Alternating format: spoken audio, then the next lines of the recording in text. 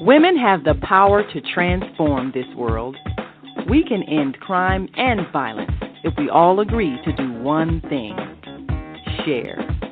Let's share our wisdom, share our time, share our talents, share our finances, but most of all, let's share our love.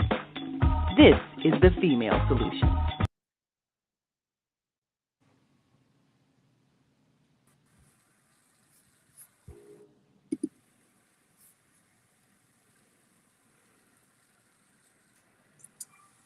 Hello, welcome, happy new year to Let's Get Uncomfortable with attorney Aaron McLeod and Miss Wende Williams, attorney Wende Williams.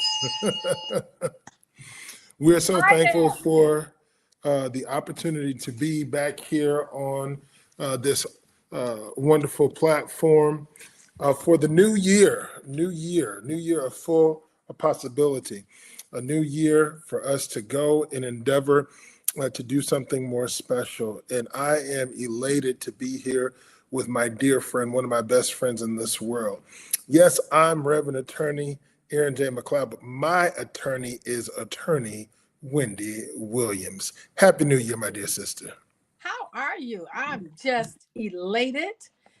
Couldn't be happier. And I would say, like someone once said, I'm doing excellent. Wonderful, wonderful. We thank God for another year. We thank the ancestors for smiling on us and guiding us. We're thankful for the good karma, for the good that we've done and the good that we've received. But more specifically, we're thankful for the grace and the mercy that we were not held responsible for our imperfections, but we are still here, ready with a heart and a mind to serve, ready with a heart and a mind to critique, ready with a heart and a mind to think our way through, persevere our way to the next destination of our lives. So, year in review. Yes. We ended 2025 with a provocative conversation that we wanted to kick the year off with. A brilliant woman. Sometimes people give me gas, if you will. So you hype people up, or you're so quick to talk about who's awesome. Or I remember my friends when I was in graduate school would said I was enamored. I just respect people's humanity, and if you do something that I appreciate, that I like, I believe in giving you your flowers. Do you see anything the matter with that, Mr. Attorney? Not at all. Plus, just you saying how appreciative you are just made me feel good. And that's probably what everyone else feels when you say something like that. A compliment, flattery, whatever you want to call it feels good. In fact, recently someone sent me a text that said to have a hug for 20 seconds can make a difference in your life. And I've hugged a lot of people in the courtroom who have done a lot of bad things, and they put their head on my shoulder. They become something that the paperwork doesn't describe. And that's an important thing to know, that underneath all of this that's going on in your life is a real wonderful person. And so when you say those things, you reach that core within a person that they're wonderful. You were born wonderful, despite what has often been said about your humanity or your wonderfulness or you're amazing. It is. And even words, don't you feel something special when you hear those words? Amazing, you're wonderful. I end a lot of conversations with customer service people with, hey, thank you so much, I appreciate you, and you're wonderful, and don't ever change. And they just, you can hear them blushing over the phone. And I said, I don't know what your next phone call is going to be like, but this is one of the things I just really want to say to people. And another thing I like to say to people is at the end of a conversation is, may all your dreams come true. And I've just seen some of the most hardcore people just light up like as if they don't deserve it. And we talked a little bit about that last week in our topic, are we better together? And one of the things that we raised was the gentleman who talked about the differences in the African diaspora people, the different people of color, Africans at that from different countries. And the most distinguishing thing he said, and it was heartfelt, is that self-esteem. Self-esteem gives you yourself, a high self-esteem gives you yourself a feeling of worthiness that you don't see every day. I mean, it's no telling what I might be doing. I might be at a stop sign or something, and somebody behind me is, giving me the finger or trying to cut me off. And I just say, oh, Lord, go ahead on. Go ahead on, please. I don't want to be entangled with that person because that person is on another plane and I'm not there. I like me. So if you need to go ahead of me, don't crash, just go around me and keep going. And so to say and compliment people, that's a good thing. Yeah. So one by the name of Cody Sanchez talked about partnership, and there's another thought leader brother who's an accountant who is scaling on social media. He said that when he and his wife first got together, that they had to understand the difference between a wife and a partner, a wife and a partner.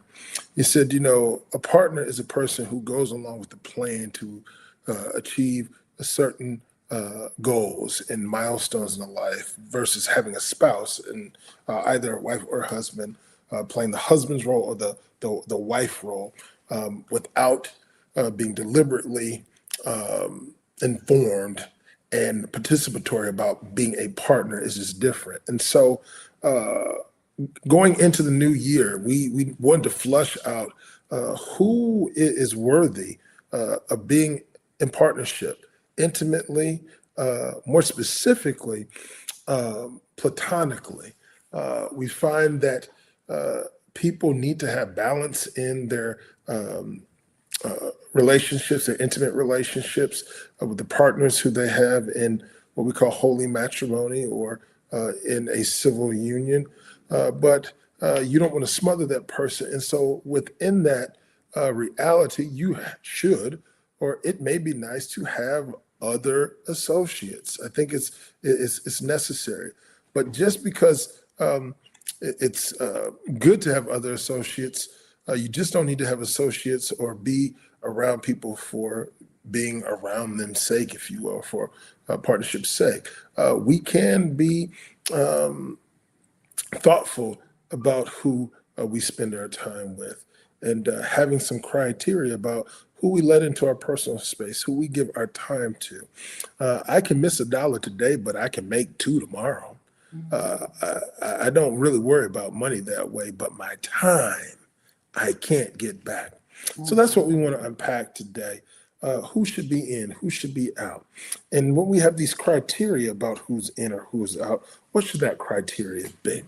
And as we start off the new year, we think that this is a meaningful set of questions because you can go out and meet a new person or reconnect with an old person and being close to them, being in proximity to them can really set you off or send you on a bad path. Or it could send you in a direction that you never thought that is overwhelmingly positive for you. So that's what we want to weigh in now on today's segment of Let's Get Uncomfortable. Just a continuation, a meaningful continuation as we kick off the year.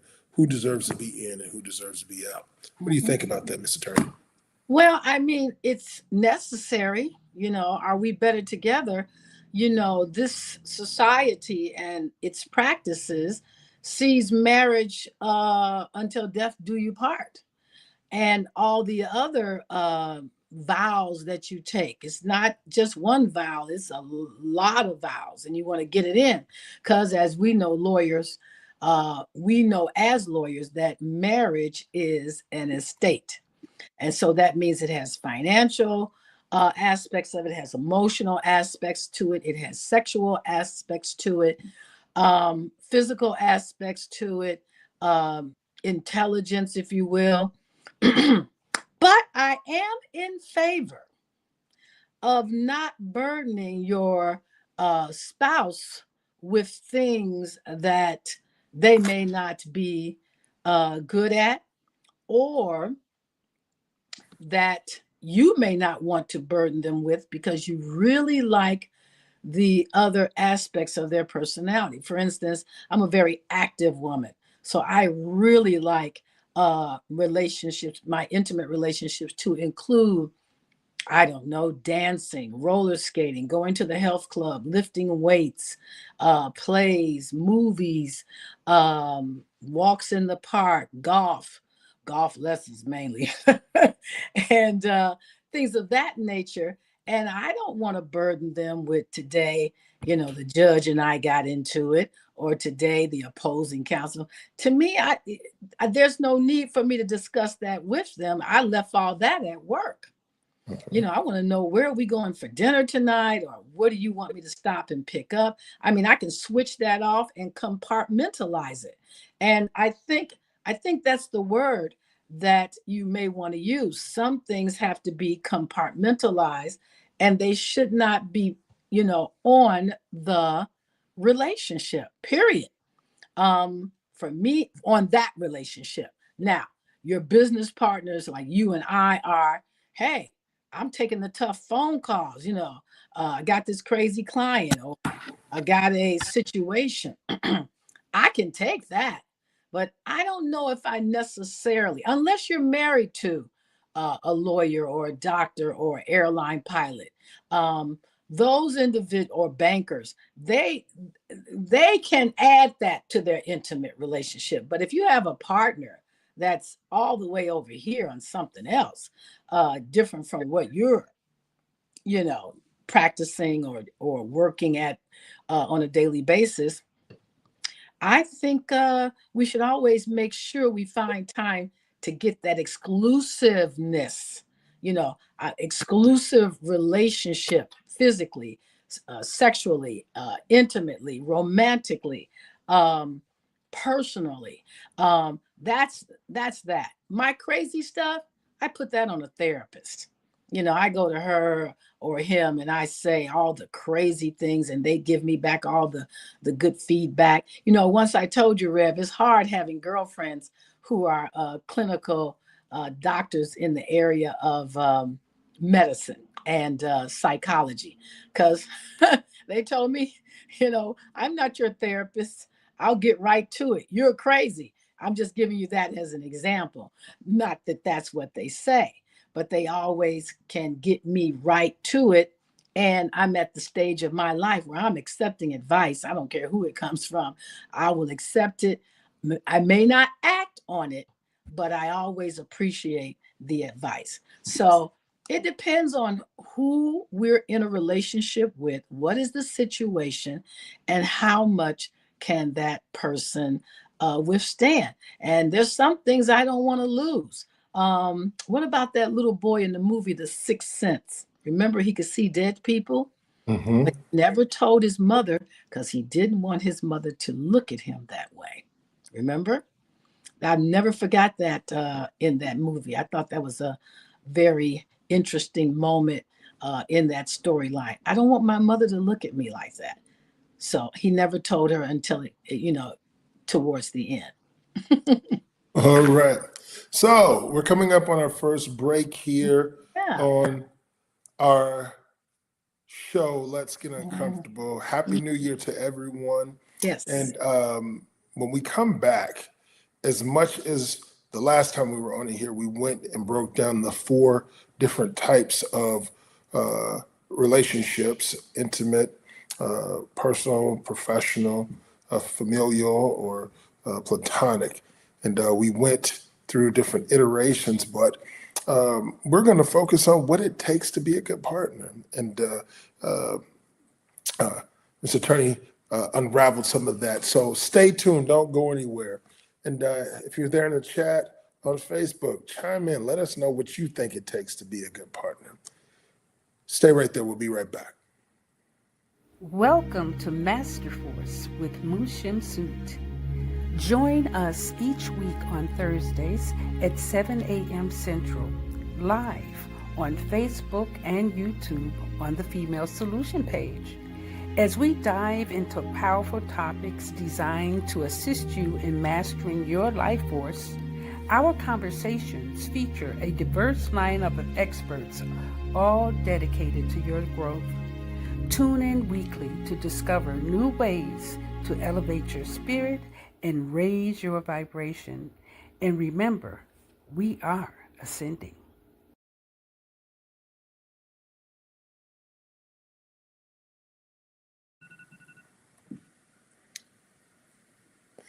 All right, we are back here on Let's Get Uncomfortable with Reverend Attorney and Miss Attorney, Reverend Attorney Aaron J. McLeod and Miss Attorney Wende Williams. Uh, Miss Attorney, I was on social media today, and it was most provocative to hear a pastor talk about this notion of understanding sexual compatibility amongst mates, not during marriage, but pre-marriage, right? And I don't want to go down that tangent just yet, but more specifically, what I gleaned from this conversation from this very thoughtful, articulate African American man who is in a relationship with his wife, who he fully embraces her dynamic nature, her um, sensibilities. He's in love with her. And she doesn't fit into this role of being, a pristine preacher's wife. She loves God, but more specifically, she's comfortable within her skin. But one thing that he brought out in this pericope or in this session that I saw was that relationships take work. And as much as we're looking at the other person, a lot of times we forget what it takes to be a good partner. And you were hitting on that on our last portion of this broadcast today, which is taking place on Wednesday, January 7th, the seventh day of the new year. And with that, let's continue to unpack those things that we should be trying to push out to get that good energy back based off of how we read the cues of others. And, as much as I went into the beginning of the segment talking about, sex and relationships, that's not what I'm trying to get at. Not that I have any issue talking about that, but the compassion, the concern of being thoughtful about other people who we are in partnership with. What are your thoughts, Mr. Attorney? Well, see, this all goes back to the selection process Mhm. where I'm concerned. And my four. And then now these situations arise. So the four that I often talk about, what if that's not the issue? What if criminality is not an issue? What if mental health issues are not there that can't be ignored? What are some of the addictions that are there that can't be ignored that could play a part in dissolving the marriage or the relationship of any kind?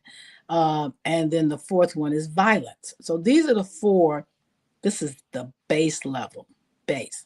But there's a level above that.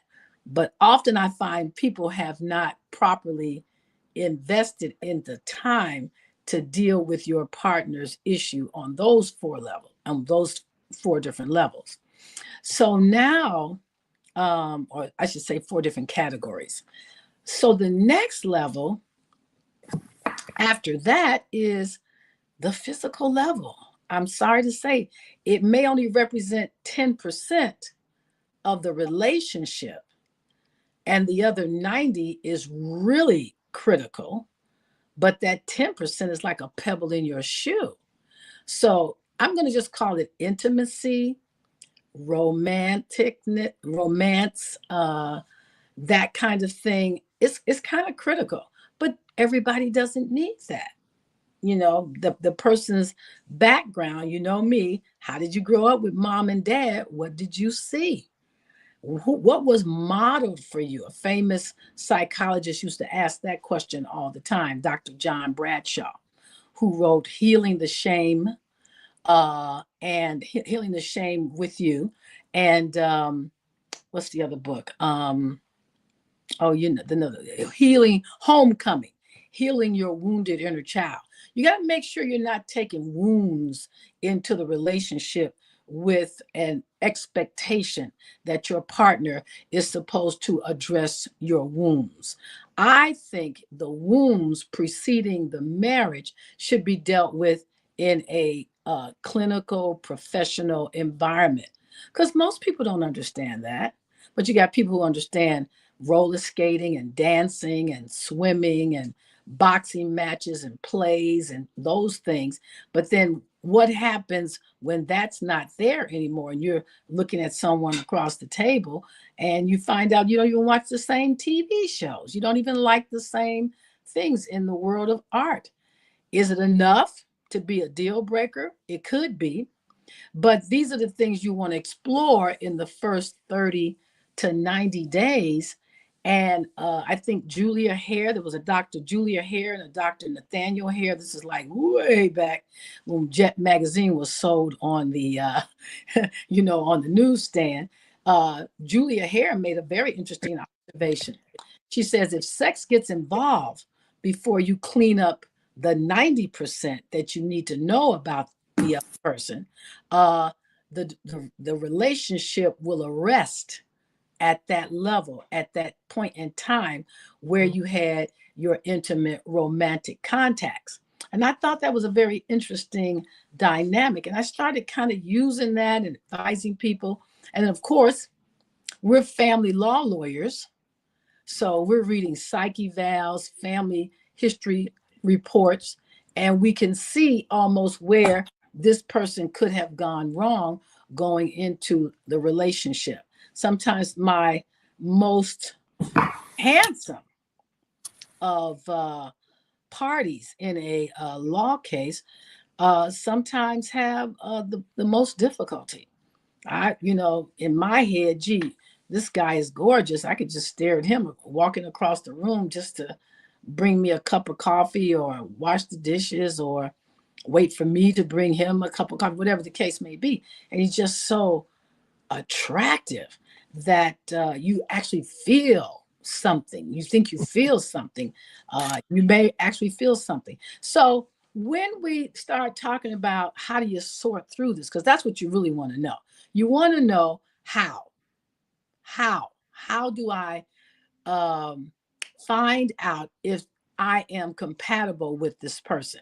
Now, I have seen compatible problems. Okay. I have seen compatible relationships where people, in the worst case scenario, when I don't know if I want to use that one, but in a case, all of them are bad. Let's see, I can't use that one either. But let's just say compatible problems. Here's one. She doesn't know how to cook, but she's married to a chef. The problem is resolved because he's going to say, I'll cook. And she's going to say, great. She wants to be a homemaker, even though she's an airline pilot. And he wants to be an airline pilot. So great. It's a problem, but they solved it and it was a compare. I've seen far worse, but I just didn't want to use that tonight. I don't want to use those examples. But that's kind of a situation. So once you understand what you can deal with, I tend to have, this is so personal, I tend to have my first fight within 30 to 90 days with a new relationship. It's almost like clockwork sometimes, and the person doesn't know, but I'm waiting on it. And it usually arrives anywhere between 30 and 90 days. And if the longer the relationship goes on, when we hit that glitch, and me knowing what I know now, I'm ready to see, okay, let's see if we can solve this. This is just a little problem here. Let's see if we can solve it. And there are some things about people that aren't resolved, and you have to take them the way you find them. Can you do that? But how does that play out in platonic relationships? But same thing. You looking for 90 days to have a spat with the friend? Business partners all the time. Okay. that can happen all the time. I can't reveal something I just saw in the courtroom, but a lawyer had to carry the case because their partner was unavailable for some reason or another, you know, and she had to carry that. Um, she didn't seem to mind uh, that she had to catch that, you know, situation and manage it. It happens a lot between lawyers. Someone might be sick. Someone may have taken the file home. It could be any one of those numbers. It might get right up underneath your skin. But you know what? You look at the value. I had to look at the value of the person, you know, and not like we're not going to discuss it, but somehow the business platonic relationship is so fruitful and so valuable and profitable that you do what you can. And we've watched enough television shows for examples of law firms where people have not been able to continue in the law practice together and they have to move on. So you could, you know, the thing about marriage, for instance, versus a platonic relationship is that a platonic relationship sort of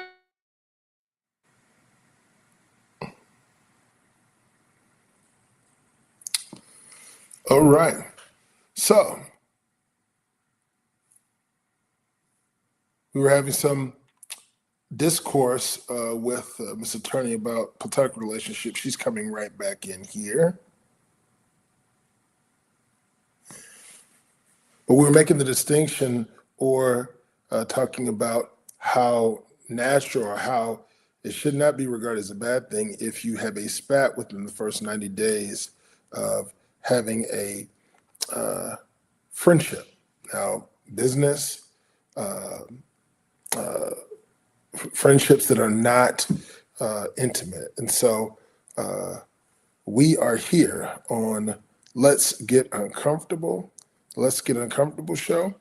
We're going to segue into a break at this time so we can hear from our sponsors.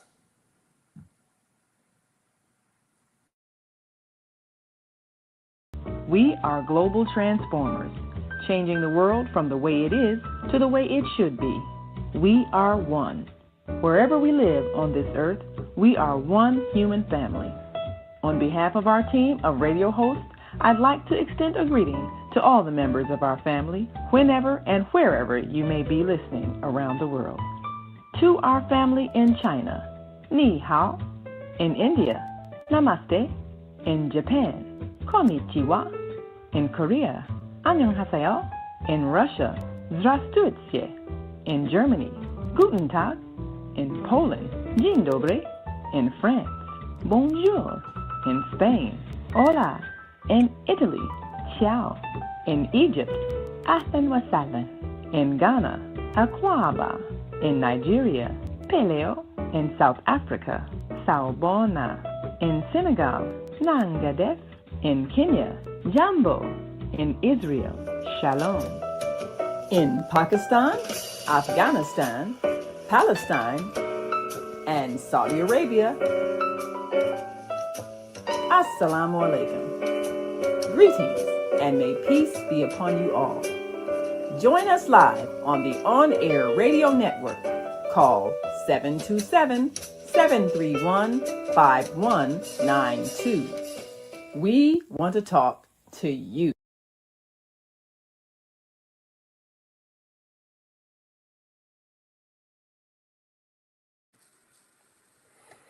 Welcome back to the Let's Get Uncomfortable show. We're here with myself, Reverend Attorney Aaron J. McLeod, and my co-host, Attorney Wende Williams. She'll be joining us here momentarily. But we're talking about the necessity of relationships, but more specifically, how we come to these relationships and what is required for these relationships, how we should give of ourselves in these partnerships. More specifically, what are some key milestone experiences in these relationships that we should not be running from? And so to that end, Mr. Attorney is coming back on our segment at this time.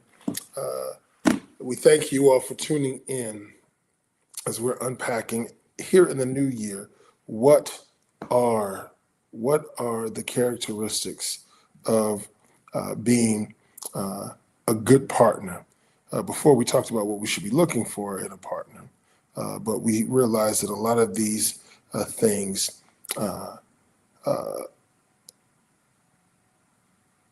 hinge on how we come to the table into these situations. And so never one-sided, never one-sided.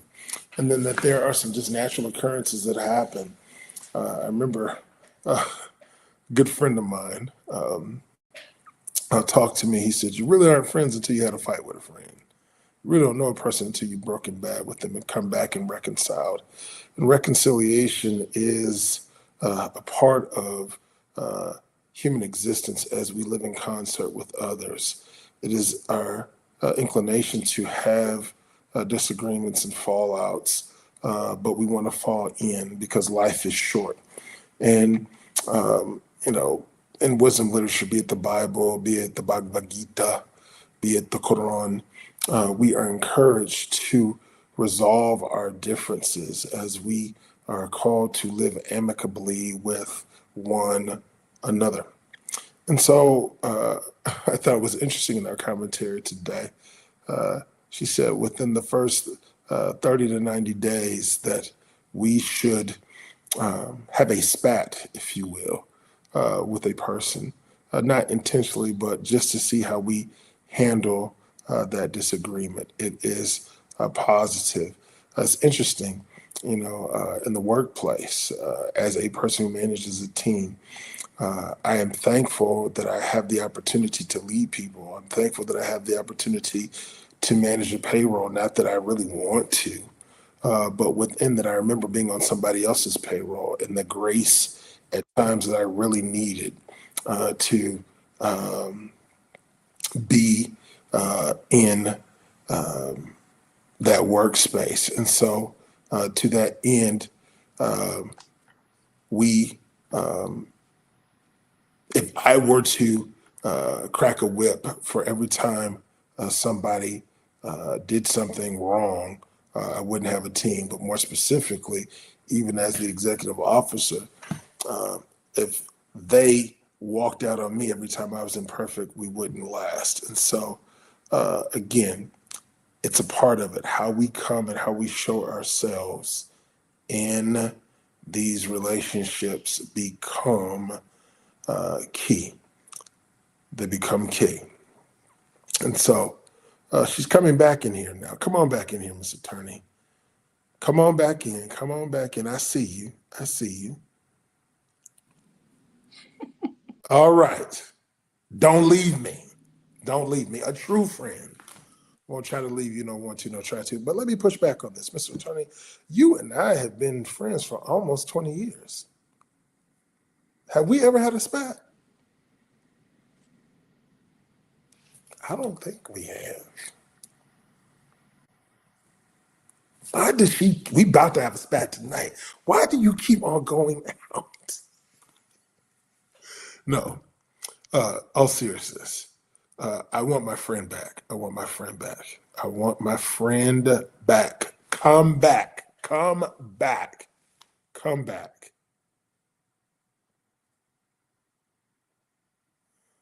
Well, the misnomer is that we have people who navigate situations whereby they are just human, giving grace. And as I get older, I start to understand this whole notion of giving trust and giving grace because, not so much that grass is greener on the other side, but as you spend time with the person and grow with them, you see the metamorphosis personally and professionally. You want to see them well. You want to see them well. You want to see them well. And with that, when the person does not have the sensibilities to be caring, to be kind, to be conciliatory, it's hard to be in the relationship. I often tell my team here in my practice, don't worry about making mistakes. I just want you to be honest, best you can, about when you need help. Don't worry about being a perfect individual. Don't try to impress me because I'm imperfect. And quite honestly, I'm comfortable with my imperfection. And to that end, we need to ensure that we are being a good partner to our loved ones, our friends, our workmates, that this energy, the give and take of it all, is positive. And so there's an adage, when people show you who they are, believe you. I've also learned that in certain situations, you need people. You need people. And there is a requirement just to have bodies in certain situations, coverage, just so you don't go mad or your operation doesn't go mad. There is a need for people, a need for people. And so to that end,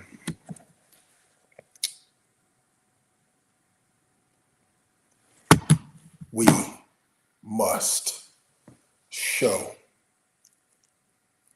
compassion and courage because people have a role to play. People have a role to play. People have a role to play. All right?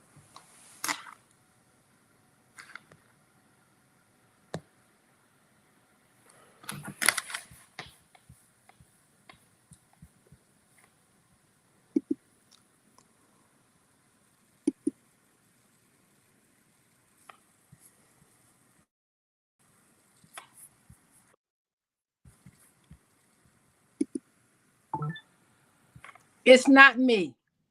Is it something I said? Oh, We had our first fight tonight. We did. We did our first fight tonight. Out of almost 20 years, our first fight tonight. I love you, but I don't like whatever mojo you got going on over there. I don't. my hands were by my side. It just took off by them itself. I did get some phone calls, and I think it disrupted the feed.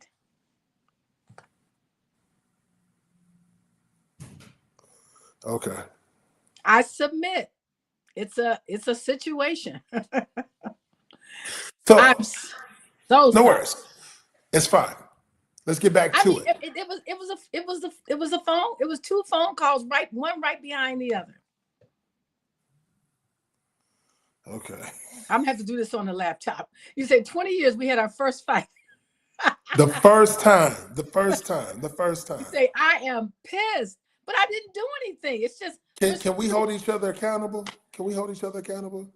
my fault. Do you not have a Let's Get Uncomfortable laptop? Yes, I do. Do you not have a Let's Get Uncomfortable desktop? Yes, I do. No, I don't have the desktop would not be a good one, but the laptop would be. Okay. All Nonetheless. right. I promise it's gonna get fixed because these phone calls are just and these are people I called 3 hours ago. They're just not getting back to me. But you know what that is a sign of? That's the sign of you being a good partner to them. And we have our moments.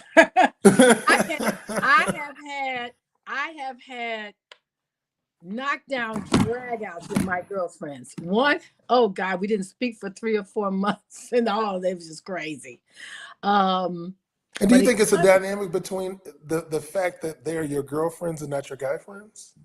Let's see. Have I had it out with guy friends before? For some reason, I don't have it out with my guy friends. Like you said, this is 20 years. Mm-hmm. It might be something to do with female egos. I don't know. Mm-hmm. You know, we do tend to compete.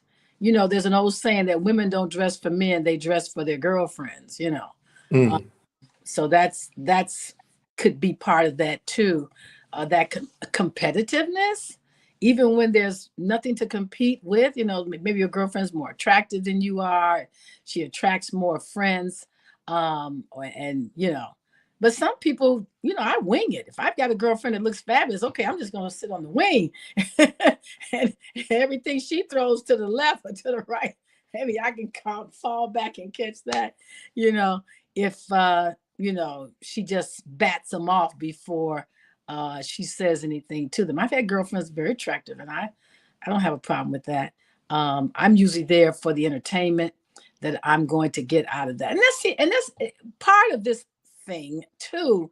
With relationships is know thyself, and to thine own self be true. If you're not as attractive as your girlfriend, deal with it. It's not her fault.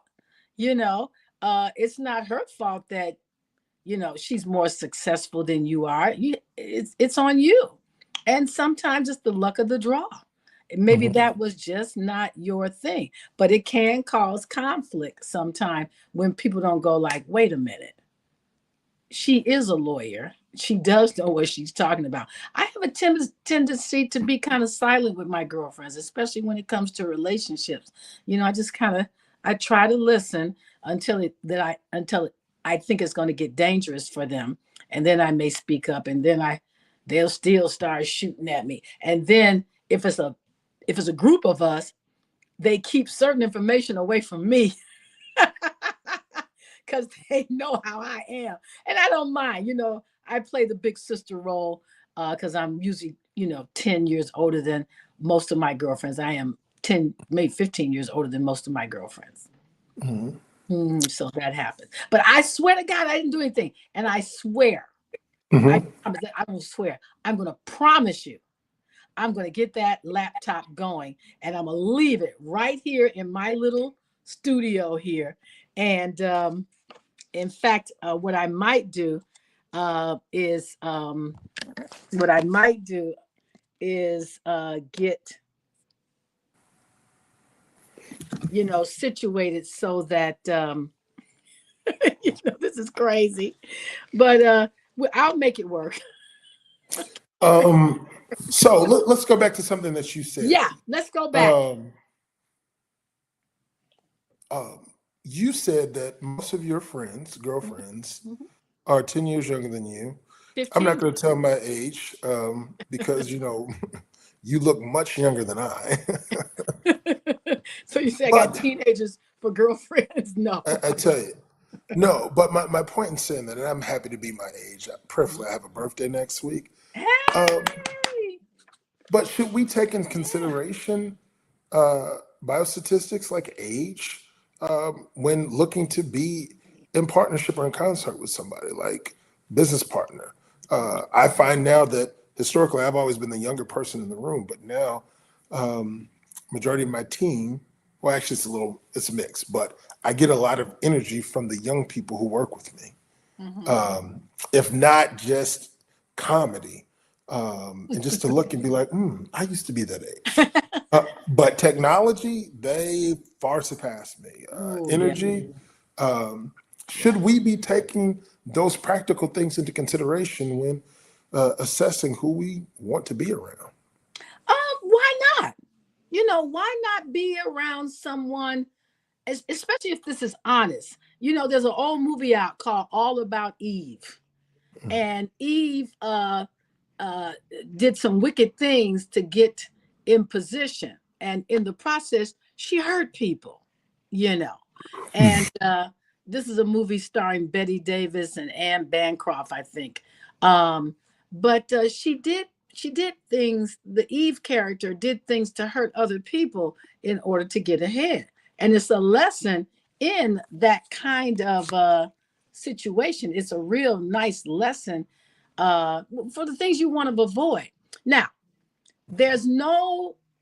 I don't think our relationship started sort of like a mentor-mentee. And I had no problems. I mean, I had to get up a little earlier and I had to travel a little further, but I didn't mind doing that because I saw that you were at risk. And so I didn't want that to happen to you because, like you say, you see your younger proteges, And and you blessed me that day. Oh, thank God for your mother I sending you know, down there I know. to the But legal court. I came from a law practice where these kinds of things were done for me. See, all I did was pass along to you what was done for me. And it just seemed like the natural thing to do. Now, am I good with that all the time? Oh, no, I get some complaints. You weren't there for me, that kind of thing. Sometimes I can't be. Sometimes I can't undertake a lot. And I have to tell my friends that. Would that disrupt the relationship if someone told me, look, I got this personal problem, I got this family problem, I got my professional issues. I have a tendency to understand that because I represent people who have problems. And so people who have problems have a tendency um, to be kind of needy. So now there's some needs I can't meet. There's some needs you can't meet. And that's why it's important to know yourself and to know what you can give.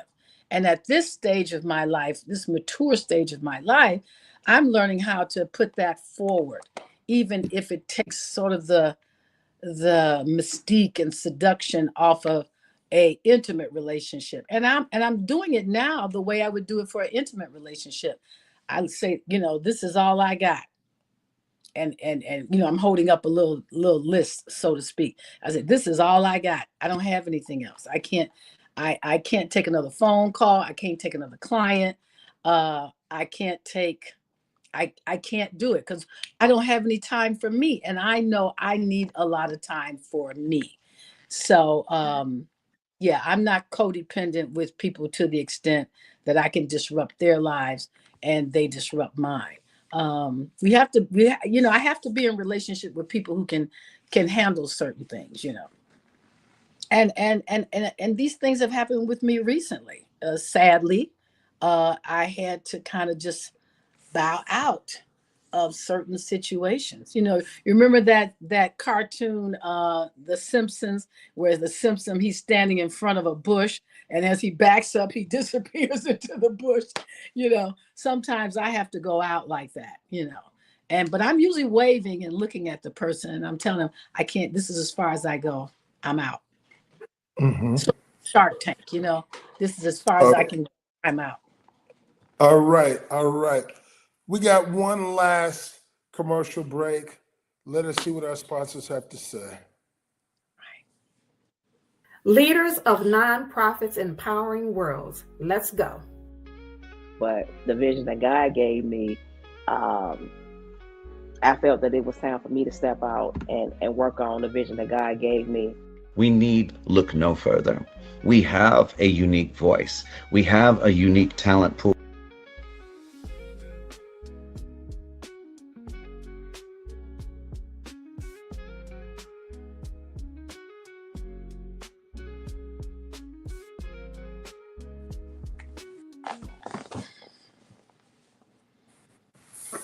All right, and we're back. Yeah. We're back to the Jinxie Let's Get Uncomfortable show. Last week it was my brother, the comedian, the cats. And this week it's the gremlins, because I didn't touch a thing and no one was in the room.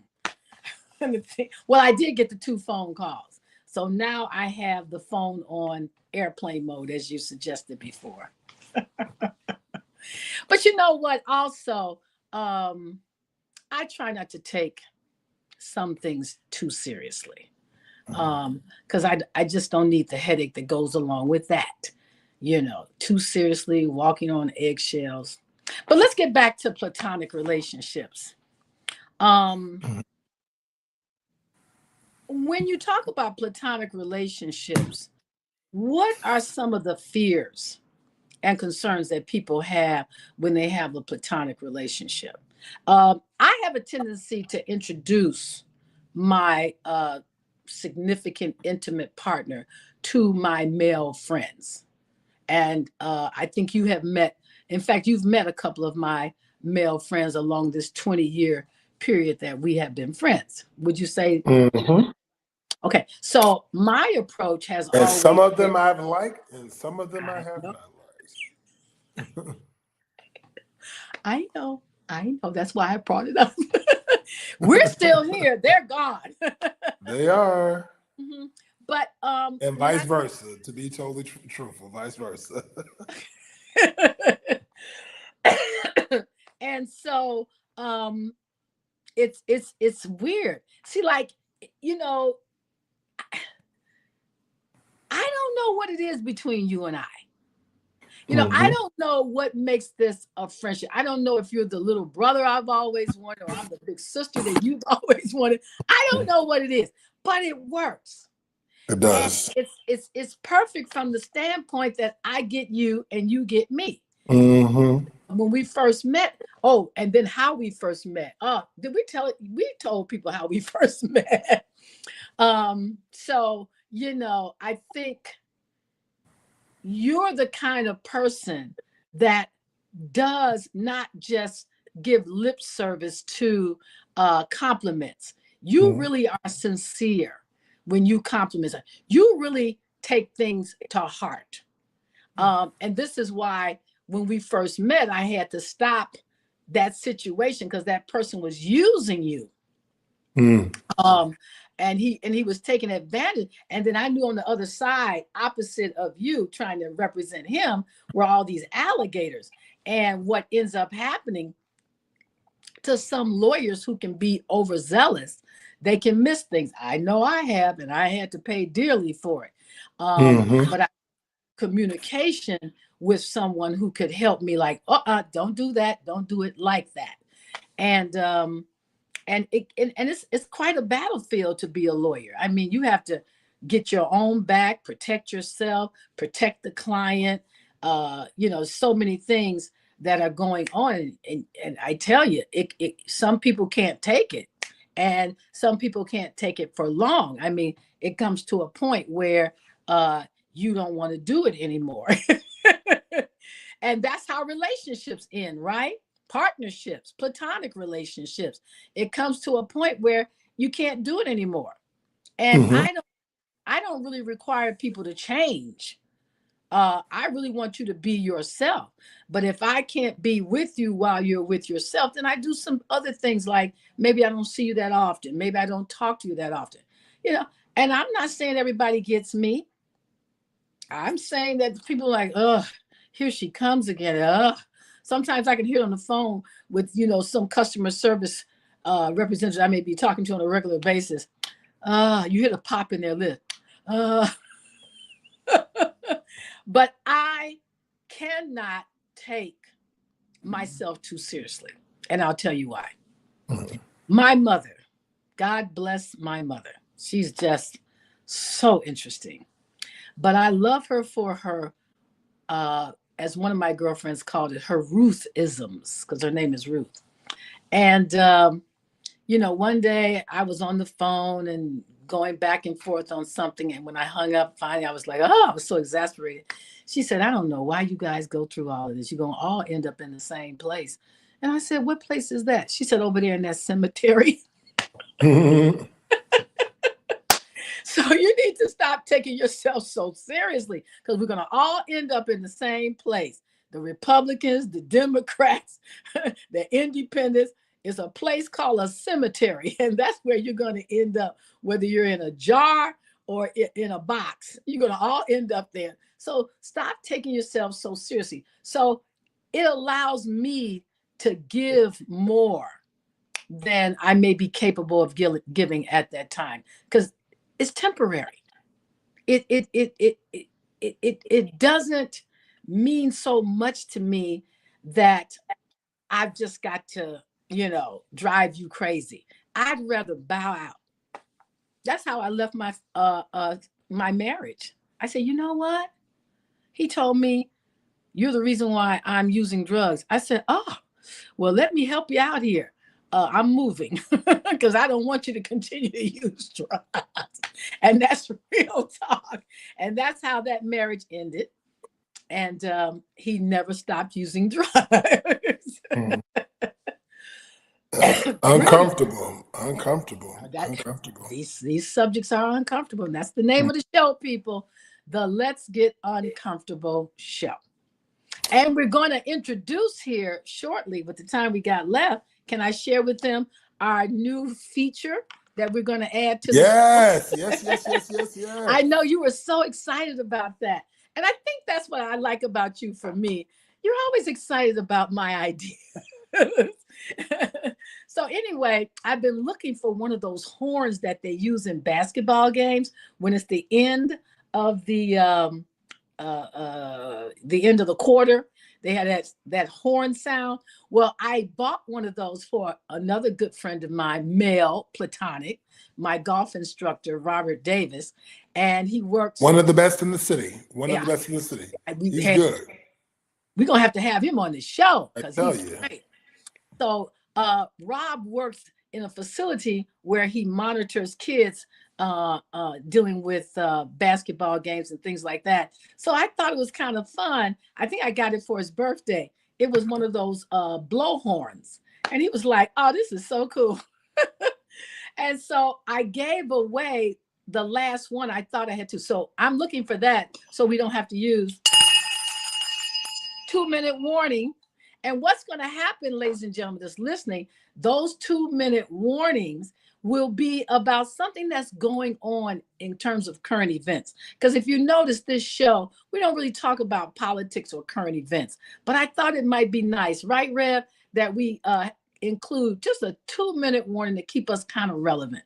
Like the America, for instance, America invaded Venezuela to grab the president off of a military base in Venezuela. I could talk another half hour about that.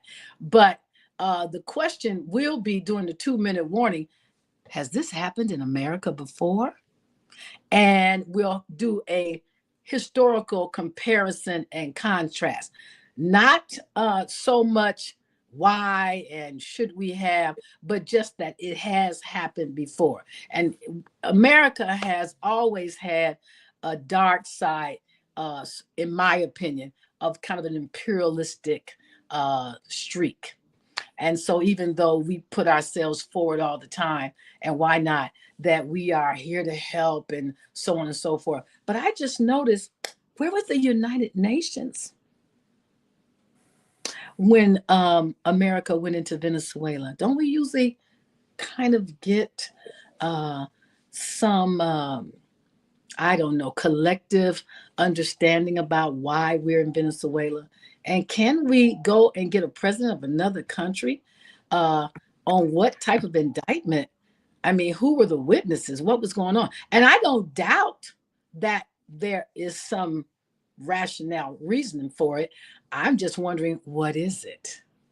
So that's the 2-minute warning, I guess, for this show, and an example of the kind of things we'll be talking about. More questions to get you to think and to get you to be uncomfortable. Yes, I appreciate that. What people don't know is that we have a not only legal practitioner par excellence extraordinaire, she's also a walking bibliophile. She is the people's historian. All the books are right back there, right behind me. My son said, why do you have all these books? I said, well, lawyers can't just go around. Well, we cannot enter a courtroom without being able to substantiate our argument. That's where it comes from. And you know what they say, birds of a feather flock together. When you come to my house, what do you see in my house as well? Books. A bunch of books. Magazines. That I tell you. Do you know, here's one, the few seconds we got left. I usually judge whether I'm going to be in a relationship with someone, you know, depending on what I see in terms of books and magazines. And if I don't see books and magazines, you know, even though I like roller skating and dancing and all that kind of stuff, I would like to see a book or two. You know, it's not necessary, but I don't know if the relationship will be long term. Listen, you and I have been friends 20 years. That I tell you. Yep. Well, we thank you for joining the Let's Get Uncomfortable show. We appreciate a platform for providing this opportunity for us to come and share. We'll see you in 2 weeks on Let's Get Uncomfortable.